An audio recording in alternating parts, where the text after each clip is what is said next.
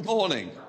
And, you know, this is going to be quite some hour change, isn't it, for Big Ben? Because it's undergone a big transformation at a large cost, £79.7 million to restore it. So this is quite a significant one, isn't it?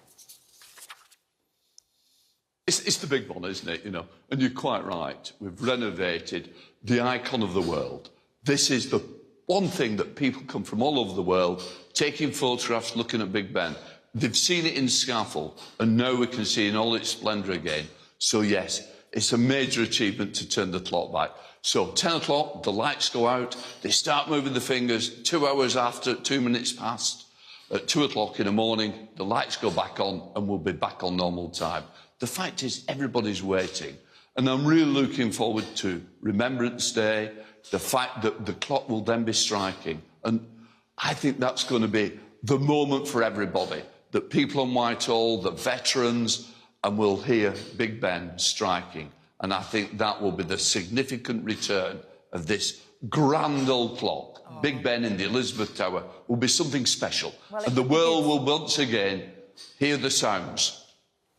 It will be good to have it back, no doubt. And as you say, it's important for tourists. But it is an awful lot of money, isn't it? £79.7 million to restore the Victorian mechanism. You know, it's sort of gone back to its roots from that point of view. There will be people saying, we're going through a cost of living crisis at the moment. It's a lot of money to spend on a clock. I know it's a very important one. In fairness, it was started 5 years ago, and the fact is, this is a World Heritage Site. You wouldn't say to the Great Wall of China, sorry, we're going to take the wall down because it costs so much to repair. This is the icon. This is, how can you put a value on the number of people from around the world that come to look at it? This is the selling point of the United Kingdom. But actually, it's not just about the clock mechanism. I think that's slightly unfair. This is about the clock faces, the whole of the stonework, the bomb damage of the Second World War. All of this had to be repaired. It's been a phenomenal job to find the skills to actually be able to return.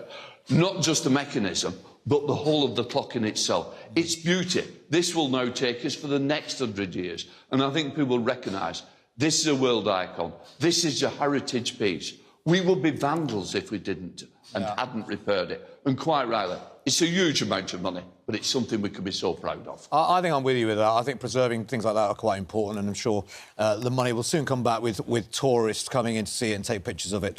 Now, look, I'm quite surprised you haven't got a hard hat on this morning, because I wanted to see you climbing up the tower, changing the clock yourself. But you probably do need to have a hard hat when you're in the House of Commons and PMQs at the moment, because it's getting fiery. I mean, we've all kind of enjoyed PMQs and we watch it, and it's always been a little bit rowdy, but would you agree that we've never seen it quite like this before? I mean, you, at times, have had to really try and control that crowd. Actually, in fact, let's have a listen. Let's have a look at this. What's this for? Come. Give me the word in. Order! Order! I say to the honourable gentleman, give me this. I will not tolerate such behaviour. If you want to go out now, but if you stand again, I will order you out. Make your mind up. Either shut up and get out. Oh. Wow. You tell him. Lindsey Hoyle. Gosh. I won't want to get on the wrong side of you. That was just a normal Wednesday. No, but seriously, do you despair at times? I mean, you had to really raise your voice there to try and... I mean, you obviously don't want to do that. Does a part of you sort of get slightly disappointed? No. Are you embarrassed by some of the behaviour sometimes in the House? Of course. And what I would say is, I like something to simmer, because that's what the House should be. But I don't like it to boil over, and that really was a boiling point. But people are deliberately trying to shout the Prime Minister down. Whatever you might think, democracy is about hearing and asking the questions of the Prime Minister. So I would not and never will tolerate shouting a member down who is doing their job. And the fact is, we want good order, and I'd like to think that we've got better now. Wednesdays were much calmer. We're getting back to how it should be. You know, let's have that ping-pong. Let's have a little bit of, you know, challenging of each other, and I think that's so important. What we don't want is the bawling, the shouting of members down. That is not acceptable, and my job is to make sure we keep good order. Yes, it's very testing at times. and there are certain people who will always want to push that bit too far. But the one thing is, I look for them first. I find out where they're sitting. And once I know where they're sitting, they get the stir, they get the look, and with that, so we try and keep the best of behaviour. Yeah, I mean, do you worry, though, that it puts the public off, though, that actually when they see behaviour like that in the Commons, and also, you know, the turbulent time we've had over the last few weeks, we have to reflect that, don't we? You know, people look at politics and they just think, what on earth is happening at the moment? And that's why I always say to members, I will say, look, it's not just about tolerance, it's about respecting each other. If we show each other respect, we don't have to agree with each other, far from it.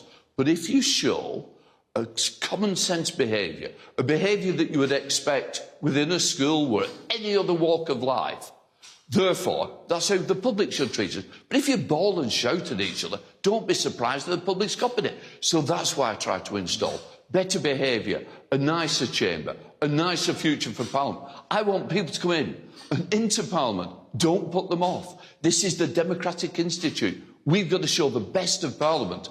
When we bawl and shout each other down, that is not the example I want. I want a better behaved Parliament.